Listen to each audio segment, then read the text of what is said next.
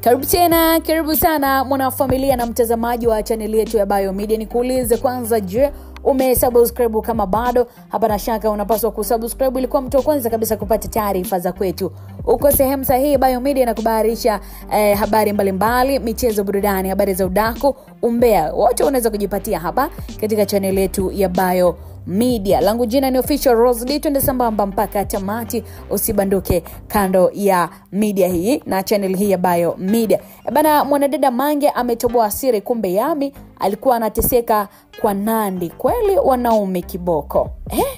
Unajua nini mtazamaji? Ni moja kati ya story ambayo kiukweli imekuwa gumzo sana mitandaoni toka siku ya jana mpaka hii leo. Ni kuhusu ujumbe ambao aliweza kuandika msanii wa Nandy, mwanadada Yami, na kuuposti kupitia ukurasa wake wa Instagram, ambao umeonyesha kama alikuwa anapitia mateso kiukweli kutoka kwa bosi wake bidada Nandy, licha ya kuwa Nandy alizungumza kuwa kuondoka kwa Yami kwenye lebo yake kulisababishwa na mabadilishano tu ambayo waliyafanya, kwa maana ya kwamba Yami aliondoka kwa Nandy kwa kubadilishwa kwenda kwa bosi mwingine, tena kwa amani tu, na kwa maana hakukuwa na ugomvi wowote ule baina ya wawili hawa, Yami pamoja na Nandy, licha ya kwamba kumekuwa na maneno mengi kunako mitandao ya kijamii kuondoka kwa Yami kwenye record label ya The African Princess chini ya bidada Nandy, kwamba ulisababishwa na mumewe Nandy. Hapa tukiwa tunamzungumzia mzima bwana mkubwa Billnass, na wengi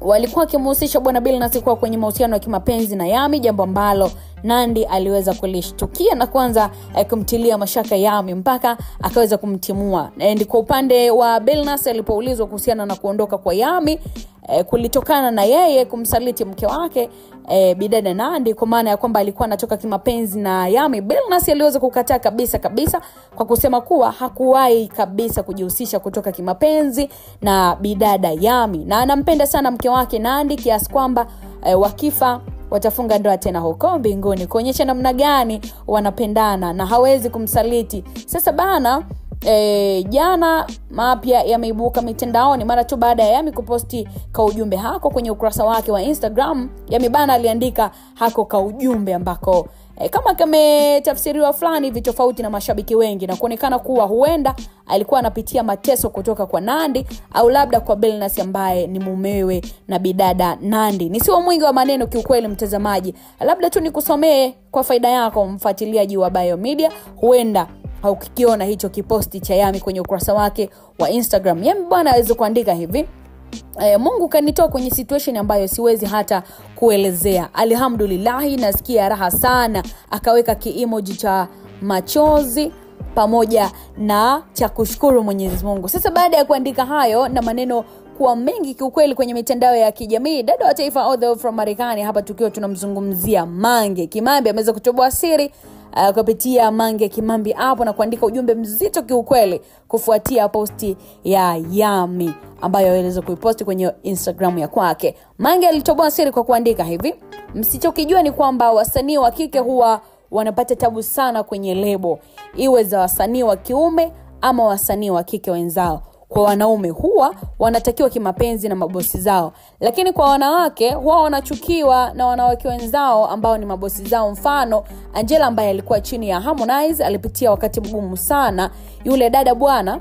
Lakini pia hata kwa wasanii wa kiume tunaona sasa hivi wanavyoondoka kwenye lebo mbalimbali, ni kuonyesha ni namna gani wanapitia magumu. Kwa hiyo kwa Yami bwana, ukweli ni kwamba alikuwa akiteseka mno pande zote mbili, kwa Billnass lakini pia kwa Nandy, kwa maana ya kwa Billnass alikuwa anamtaka kimapenzi, na ukija kwa Nandy ambaye ndo alikuwa bosi wake, pia alikuwa akimnyanyasa sana Yami. Alikuwa hamlipi vile ambavyo inatakiwa, anamfanyisha kazi kubwa, kipato kidogo, na ndio maana ameandika hayo, kwa maana ya kwamba alikuwa anapitia magumu mno kwenye lebo ya mwanadada Nandy. Bana, haya ni makubwa ambayo yameweza kuzungumzwa na dada wa taifa, dada yetu Mange Kimambi all from Marekani, kupitia akaunti yake ya Mange Kimambi hapo kuhusiana na hiyo posti ya Yami ambayo aliposti. Sasa watu wamebaki na maswali. Kwa hiyo Yami alikuwa anapitia nini? Wengi wamekuwa wakijiuliza Yami nini ambacho alikuwa anakipitia. So Mange ameweza kutusanua kwamba Yami alikuwa anateseka kote kote. Ukija kwa Nandy ambaye alikuwa ni boss, alikuwa amlipi vizuri, kazi zinakuwa ni nyingi, lakini kipato kinakuwa kikubwa. Ni ile overdose, alikuwa na overdose kwa upande wa kazi. Lakini ukija kwamba Nandy ameolewa na mume wake, ni kwamba kumbe mume wa boss wake alikuwa anamtaka kimapenzi, kwa maana ya hapa tunamzungumzia Billnass. Japo wakati amehojiwa na waandishi wa habari aliweza kukataa hoja hiyo, lakini kwa maelezo ya Mange ni kwamba Billnass anahusishwa kuwa kumtaka Yami kwenye uhusiano wa kimapenzi. Bwana.